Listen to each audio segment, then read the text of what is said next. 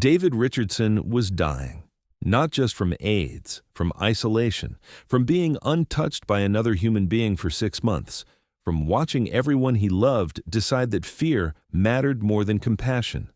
In 1985, if you had AIDS, you became invisible, not because you wanted to hide, because America made you disappear. David's mother told him she loved him but couldn't see him anymore. Too risky. His father said he'd brought it on himself. His employer fired him. His landlord evicted him. His friends stopped calling. Everyone had the same reason. We can't risk getting AIDS. Scientists said you couldn't get AIDS from casual contact, said shaking hands was safe, said hugging was safe, said being in the same room was safe. But America didn't believe them, or didn't want to. Because if touching people with AIDS was safe, there was no excuse for abandoning them. And America wasn't ready to stop abandoning them. So 28-year-old David Richardson sat in a tiny apartment, watching himself die alone, wondering if anyone would ever touch him again. Then he wrote a letter to Johnny Carson, not asking for money, not asking for sympathy, asking for something that seemed impossible in 1985. A handshake. Mr. Carson, nobody will touch me. Everyone's afraid. But scientists say AIDS doesn't spread through casual contact. If you believe that, would you shake my hand on your show? So maybe other people will believe it too. Johnny read that letter. His producer said no. Too controversial. His network said no. Too risky. But Johnny looked at what David was really asking for. Not fame, not attention, basic human contact. The simple acknowledgement that he was still a person, still worthy of touch, still human. So on October 17, 1985, Johnny Carson invited David Richardson onto The Tonight Show, interviewed him about living with AIDS, talked to him like a human being instead of a disease, and then, in front of 18 million terrified Americans, Johnny stood up, walked over to David, extended his hand, and shook it. That handshake lasted 3 seconds, but it changed everything.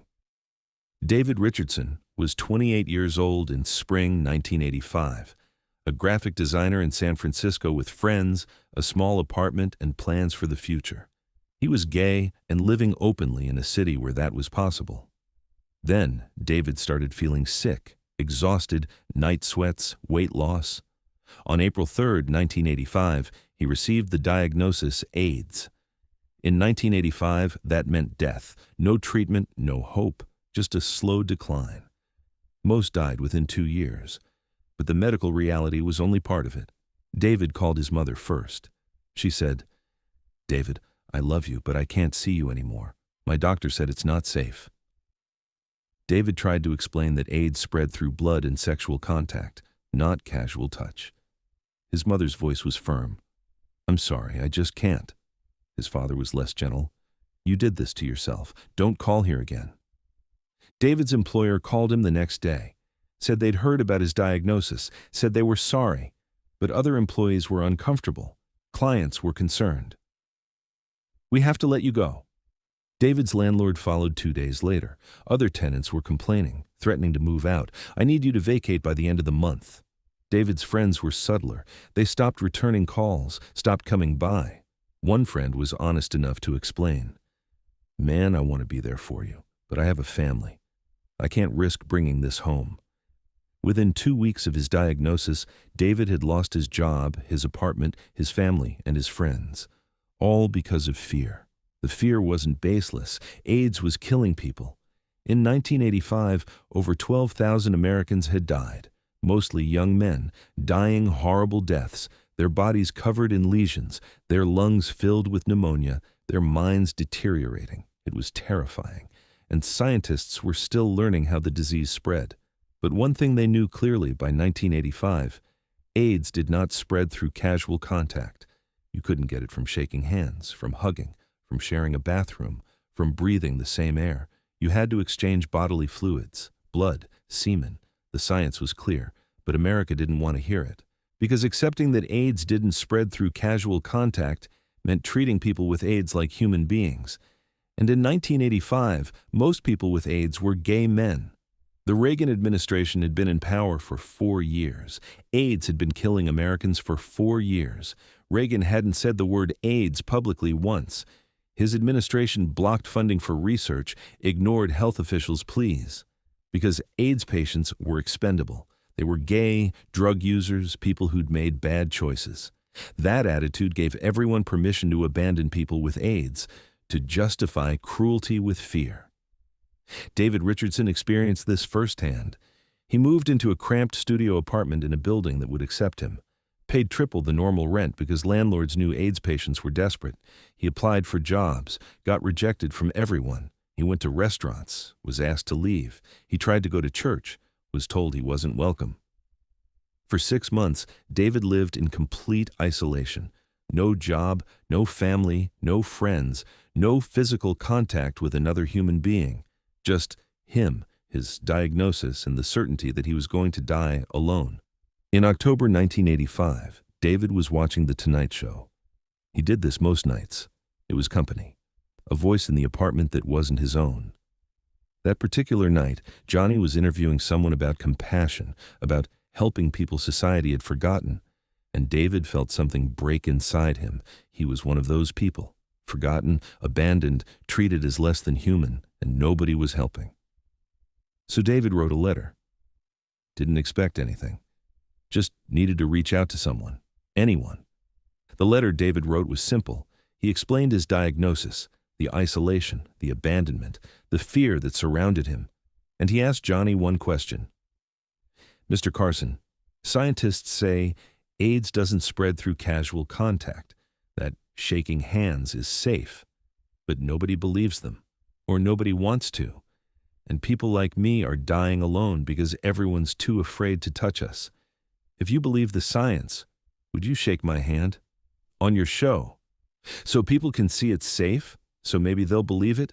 David mailed the letter and forgot about it. Johnny Carson got thousands of letters. Why would he read one from an AIDS patient? At NBC Studios, Johnny's assistant sorted through the daily mail. Hundreds of letters. Most went directly to form responses.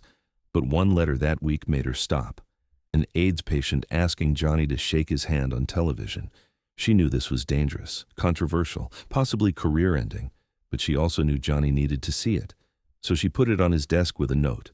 This matters. Johnny read David's letter alone in his office, read it twice, understood immediately what David was asking for. Not publicity, not charity, basic human dignity. The acknowledgement that he was still a person, still worthy of touch. Johnny knew the science, knew AIDS didn't spread through casual contact. He'd had experts on his show explaining it, but knowing and showing were different things. Shaking an AIDS patient's hand on live television would be a statement, would be taking a side in a controversy that the president wouldn't touch. Johnny called his producer. I want to invite David Richardson on the show.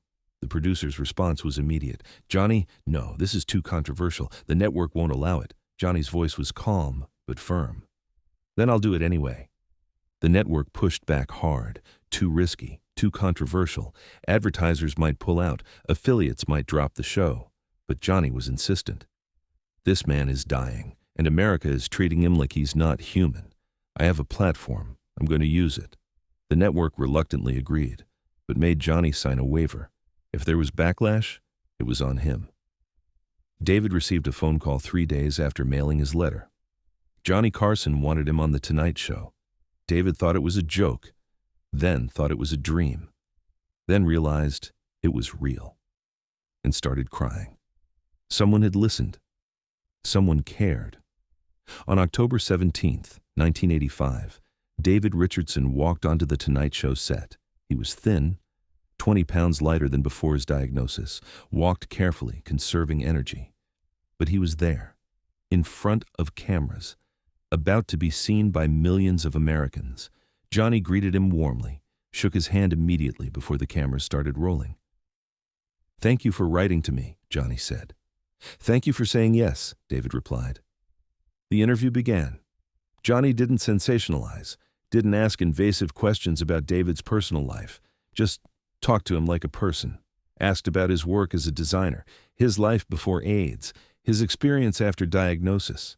David was honest, talked about losing his family, his job, his apartment, his friends, Talked about 6 months of isolation, 6 months of being untouched, 6 months of being treated as something dangerous instead of someone dying.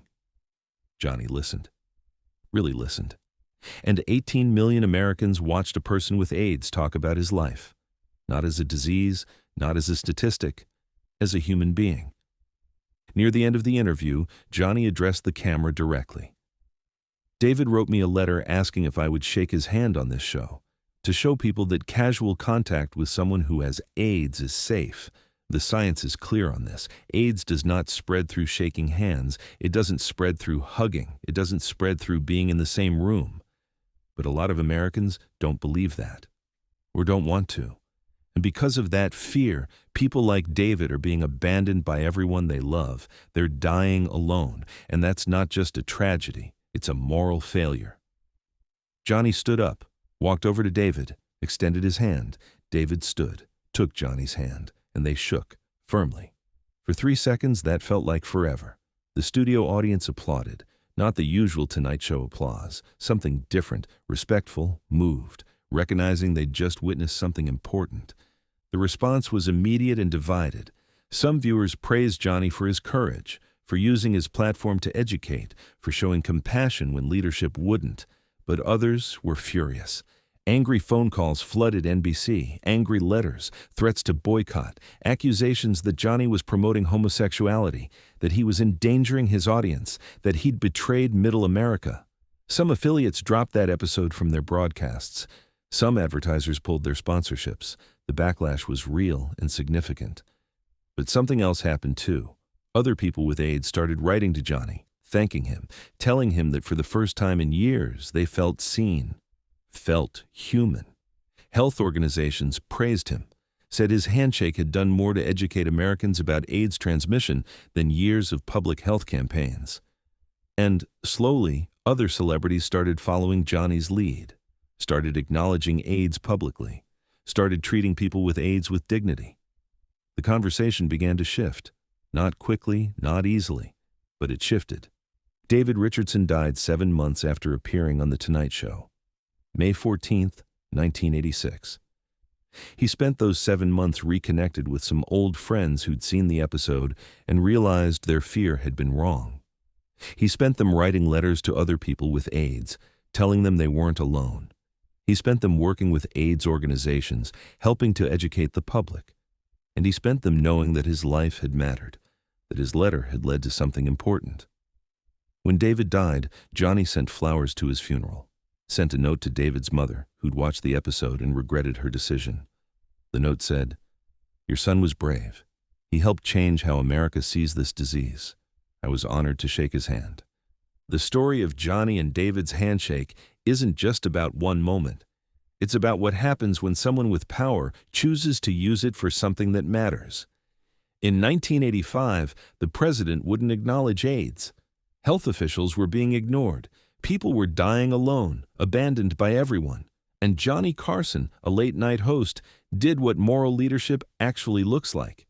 He believed the science. He saw a human being in need. And he acted. Not with a speech, not with a donation, with a handshake. 3 seconds of physical contact that told 18 million Americans, these people are human. They deserve touch. They deserve dignity. Fear is not an excuse for cruelty. Johnny took heat for it, lost advertisers, lost affiliates, got death threats. But he never regretted it. Years later, in one of his final interviews, Johnny was asked about the moments from his show that meant the most to him. He mentioned David. "That young man taught me something important. That courage isn't about doing something when it's easy. It's about doing what's right when everyone's telling you it's wrong." David was dying, abandoned by everyone, and he still had the courage to ask for basic human dignity. The least I could do was give it to him. Today, we know more about AIDS. We have treatments that turn it from a death sentence into a manageable chronic illness. But we're still learning the lessons from 1985 about how fear can turn into cruelty, about how leadership matters, about how visible actions speak louder than any policy statement. David Richardson asked for a handshake. Johnny Carson gave him that and more. He gave him visibility, dignity, recognition that his life mattered. And in doing so, Johnny showed America what compassion looks like even when it's uncomfortable. If this story moved you, remember that stigma still exists around illness and identity. Subscribe for more stories about moral courage. Share this with someone who needs to understand that fear is not an excuse for cruelty.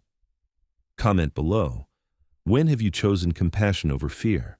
Because David Richardson taught us something profound in those 3 seconds, that sometimes the most revolutionary act is the simplest one. Treating another human being like they're human, even when everyone else has decided they're not, even when it costs you, even when it's scary. That's what courage looks like. That's what leadership looks like. That's what love looks like. A handshake, 3 seconds, everything changed.